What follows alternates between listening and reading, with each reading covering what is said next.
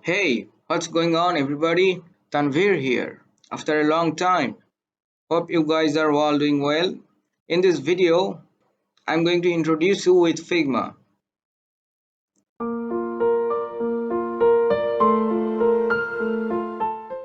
Here is Figma's official website, and Figma is a free design tool for teams who build products together. It's a vector-based tool that lives in the cloud, allowing users to work anywhere from a browser or application.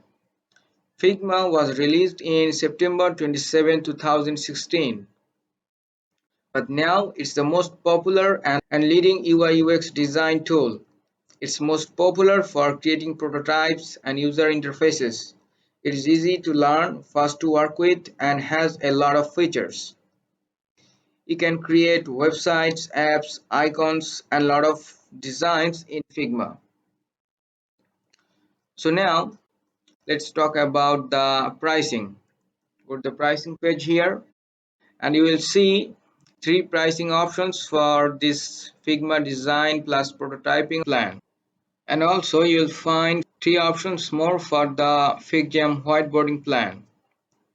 And this FigJam Professional and Figma Professional is free for students and educators.